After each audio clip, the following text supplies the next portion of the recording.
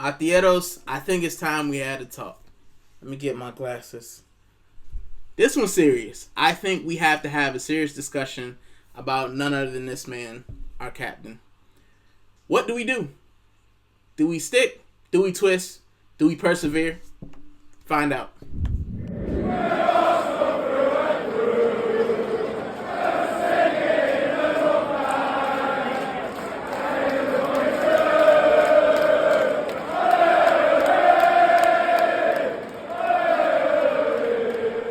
Hola, Arteros. Welcome back to the channel. And as I said, I think we need to have a serious discussion. I think we need to talk our captain, our talisman, Martin Odegaard. All right. I think it's something that we need to just discuss, and I say my feelings on, and then you guys can put your feelings down below. I do want to caveat, and I want to start off by saying that firstly and foremostly, I have nothing against Martin Odegaard. I actually rate him as a player. I have his kit, and before you say, oh, you can't have anybody's kit, I only have 5 Arsenal kits. Alexander Lacazette from when I first became a fan. Odegaard from the season, this one. I have Rice from this season as well because he had just signed. I've got Saka from last season, and this current season I have Victor Gyökeres because they got me.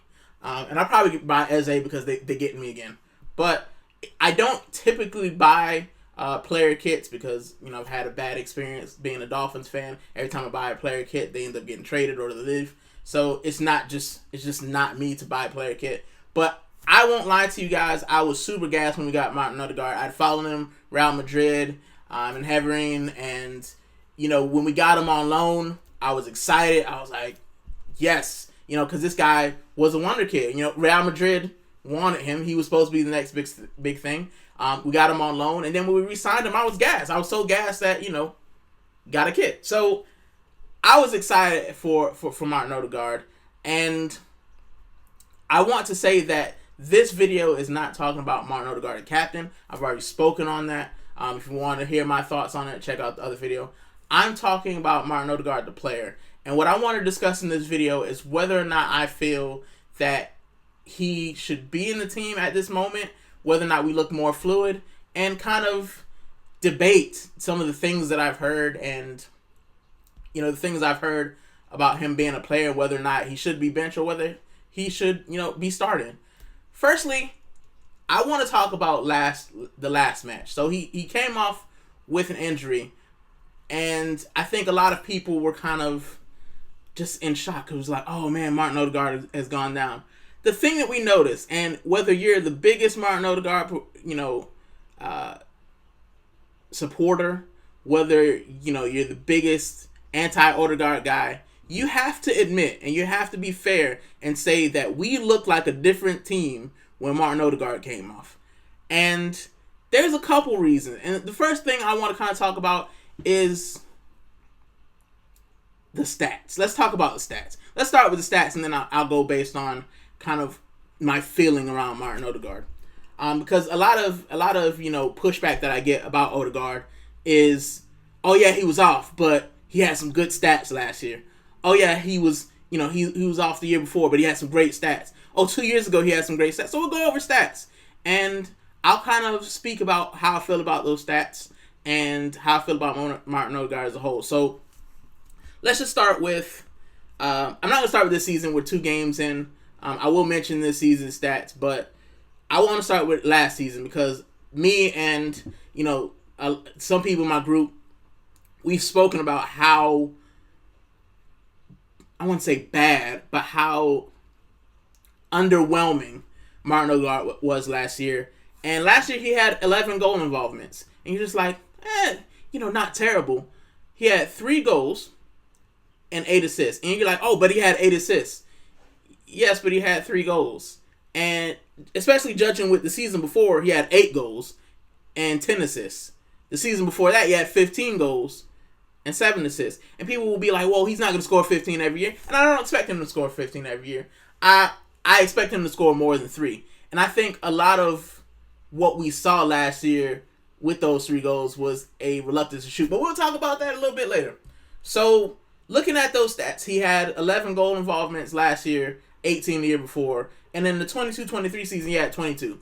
Which, that season, this season right here, this one I'm pointing at, he was electric. He was the Martin Odegaard. This guy, I was in the army getting ready to buy all of his kits because I thought he was exceptional. And then, he trailed off the year after, and I'm just like, he had a very great season. And kind of like Martinelli, I didn't expect him to keep it up.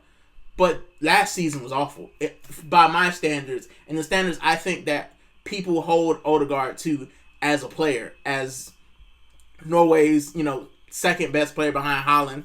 I think you kind of expect him to do more than 3 goals. And then, keeping on the stats bit, because I say, for the people that think that he should be benched, they're like, oh, who you going to put there? Nwaneri. Who you going to put there? Eze. So let's look stats. I want to be fair. All right? So looking at Nwaneri's flat stats, we can only go by last year. He only had 11 starts. And he had 4 goals, 2 assists, 6 goal involvements. And people will say, well, that's not as good as Odegaard, which is fair. He was young. We only saw him in 11 starts compared to Odegaard's, 26? It's fair. I mean, if you doubled that, you probably get 12 goal involvements, which is a little bit more than Odegaard. But we can't do that because we're going based on what we saw. We get to Eze. Oh, let's play Eze there. All right, so last year Eze had 16 goal involvements. He had 8 goals, 8 assists, more than Odegaard. The year before, 23-24, he had 15 goal involvements, 11 goals, 4 assists. Okay, 1 less than Odegaard. And then the season before, he had 10 goals, 4 assists, 14 goal involvements. And I look at that, and 8 to 10 goals is what I want to see from my creator. Assists, maybe might be a little bit lower, but when you look at a couple years ago, I mean, did Palace really have anybody that great up front? Last year he had Mateta, so I get the 8, the 8 assists. They had a little bit better attack. But 14, 15, 16 goal involvements. That's kind of what I expect. Yes, in some areas it's less than Odegaard, but it's consistent. And I think that is more indicative of why people think that Odegaard should be on the bench, because it's inconsistency. It's the same argument you have with Martinelli. Martinelli had a great season, and he's just been wildly inconsistent. He'll pop in with a goal here or there, but he's not consistently producing. And I think that's what we need as a team. We need consistent producers. Now, moving away from kind of, the numbers itself, you can say, oh, those numbers look great. But the thing that I think a lot of fans, especially when it comes to Odegaard, is the captain, and we put that aside. Odegaard is supposed to be one of our best players. He's supposed to be our talisman. He's supposed to be, he's not, I wouldn't say he's on Mesut Ozil's level, but he's supposed to be that type of creator. And I think that it's easy to say, oh yeah, he got a lot of goals, but goals aren't really weighted equally. And the example I give you is Declan Rice last season, right? He played 13 games in the Champions League. He only had 4 goals. And you're like, oh, that's not that great. But 2 of those goals were against Real Madrid. And I guarantee you every Arsenal fan will say it doesn't matter how many goals he had. Those 2 goals that Declan Rice had mean more than any other goals he probably would have scored. And if we had won the Champions League, we would have remembered those 2 goals as being monumental. Now, let's look at Martin Odegaard, right? Let's look at Martin Odegaard's 3 goals. Because I looked at them. I looked at his 3 goals and 8 assists, and I'll tell you who they came against. And I think this is the problem that fans are having when it comes to Odegaard. So, last season he had 3 goals, right? The first goal was the 3rd game against West Ham. West Ham were awful last year. The second goal came in February. So the season starts in what? September? His second goal came in February. And who was it against? City. And you go, oh yeah, he scored against City. Well, that was a 5-1 demolition job. And they looked terrible on the day. And he actually shot, which a lot of people, I remember that game, a lot of people were happy because Odegaard looked like he had determined he wanted to shoot. When did his next goal come? His last goal. The last day of the season, Southampton. 3 goals, last game of the season, Southampton. And I think a lot of people are kind of saying that that's not enough. That's not enough. But let's look at his assists, right? Because I want to look at everything. So his assist, his first one came in November versus Chelsea. Fine. Chelsea are a contender. Chelsea then, we were kind of bantering. But they finished top 4. So we got to give it to him. He had one in a 3-0 win to Forest. So Chelsea and Forest were back-to-back weeks he had assists. The next one wouldn't come until January. So we went from November, December nothing, January we come back. He gives an assist against Spurs. We win that game, obviously. The next assist wouldn't come till mid-March against Chelsea again. I think it was a 1-0 win. And then the last 4 assists, Ipswich, Palace, Bournemouth, Newcastle. I mean, if we're looking at that body of work, he scored 1 goal against a Big 6 club, City, and 2 assists against Chelsea. Other than that, so one goal, 2 assists against the Big 6. I don't think that's good enough. I don't think that that's good enough to win the league, and I think that's what we need. I think we need more Martin Odegaard, not just against the Minnows. We need him also against the teams that are troubling us. That means he didn't register an assist or goal against Manchester United. He didn't register an assist or goal against Liverpool. And those are the teams we need to beat, I think. We beat United this year. He didn't register a goal or assist, which is fine. We beat them. Leeds, and we don't know if we're going to have him against Liverpool. But as the best player, as the creator, I think you need to do more in those big games. I think we need to see more of Martin Odegaard. And you think, you look into it, and I think that the eye test has to be important. And this is where I'm going to get into kind of what we saw against Leeds. And I think that, as I said, whether you like Martin Odegaard or not, you have to be honest and say that we looked a different team when he came off. And why is that? Because I want to be fair. I've looked at the stats. I've looked at who we performed against. Why is it that we look different when he came off? And I'll tell you why.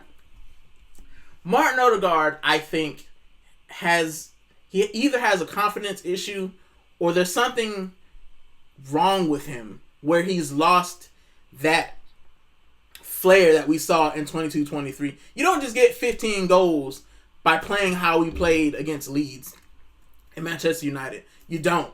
In 22-23, he wasn't afraid to shoot. We had, stylish passing. We counterattacked very beautifully. And I think the last couple seasons, the system has to do something with it. But I think even now that we switched back to what looks like more counterattacking, we saw in the game against Manchester United, he just couldn't figure out where to place the ball. He couldn't figure out where to put it. And he still seems shooting averse. Like, he seems to not want to just shoot. And you look at guys who came on, Wanyeri will have a pop. Max Dowman was not afraid to cut in and shoot the ball. He even won a penalty. And I think that we look different when Martin Odegaard came off because we look more unafraid to take risks. Now, Wanyeri actually lost the ball before, the goal that I think Gyökeres scores. Or was it Timber? He loses the ball. And Wanyeri lost the ball a couple of times. But he lost the ball and nothing ever happened because he had, you've got Zubimendi behind you. You've got Rice behind you who can go find and get the ball back. You've got a great defense in Saliba and Gabriel. And I think that Martin Odegaard has something in his mind that makes him afraid to take risks. And I don't know if that's, I said I wouldn't talk about the captaincy, but I don't know if that's because he's the captain and he has to be the man to keep hold of the ball and, not lose it because it doesn't look good if the captain loses the ball. I don't know if that's playing on him, but he's not the Martin Odegaard we saw 2 years ago. He's not this Martin Odegaard. And I think, in my opinion, I think that would I say just get rid of him, bench him? I don't think that should be a thing. But I think that sometimes as a coach, even in my own coaching career, I think sometimes when your best players are having bad days, you have to get them out of the limelight. I'm not saying embarrass them by benching them, but just say, hey, you've got this injury. Let's ease you back. Let's ease you back into it. You know, let's get you a couple easy games, get that Odegaard back. And I think that the coach has to do that. But if he doesn't come back, I mean, I think that you can't be afraid to say, listen, you have to hold the bench. Like, you have to, maybe you'll only play during FA Cup games, you know, or you start. He's going to play because he's the captain.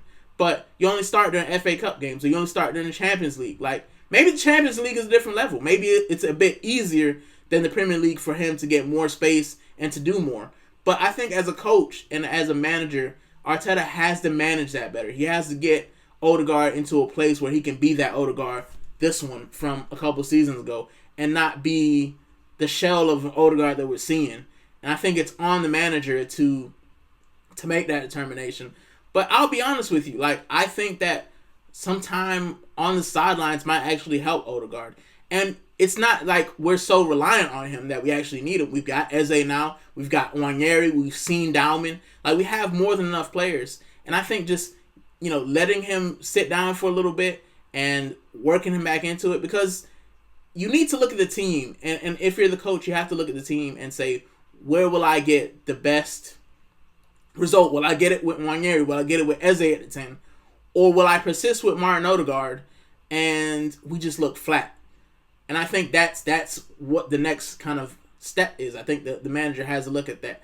I think Martin Odegaard, and I'll give my final opinion, I think Martin Odegaard will return to form. I think he has to work that confidence back in, but I think you have to do it gradually. And I think that we will see Martin Odegaard come back. What I want to see from Martin Odegaard, which every fan also wants to see from Martin Odegaard, is him performing in those big games. I want to see Martin Odegaard at Bayern getting assists and goals. I want to see him at Barcelona getting assists and goals. I want to see him when we play City getting assists and goals. Liverpool getting assists and goals. I don't just want to see him against the Bournemouths and the Burnleys of the world getting easy goals when we're front running. I want to see him actually making a difference. I know that Nwaneri can. We saw it against City in the FA Cup. I mean, not Nwaneri, Eze. I know that Eze can. We saw it at City in the FA Cup. I know that Nwaneri can as well. You know, he looked fearless in the Champions League. I just think that Odegaard has to show that. I think he has to get back to that Odegaard we saw a couple years ago. Be fearless, be strong, be aggressive. And if we can see that, then I think we'll win a big trophy. If not, then I think he has to hold the bench. I think that's fair. I don't want Odegaard to leave. As I said, I like Odegaard as a player, but I think at some point a decision has to be made whether or not he can continue. But I think ultimately it's not up to me. It's not up to the fans. It's up to the coach. And we'll still see Odegaard. He's the captain. We'll see him, you know, when he's fit week in, week out. And I hope he's not out for a long time. I'd like to see Odegaard in the team, but I want him to return to form. And I hope that he does. Thanks again for listening to me. And I will see you guys later on the week with the 5-minute match preview. We're going to Anfield. And hopefully we come away with the win. You guys take it easy.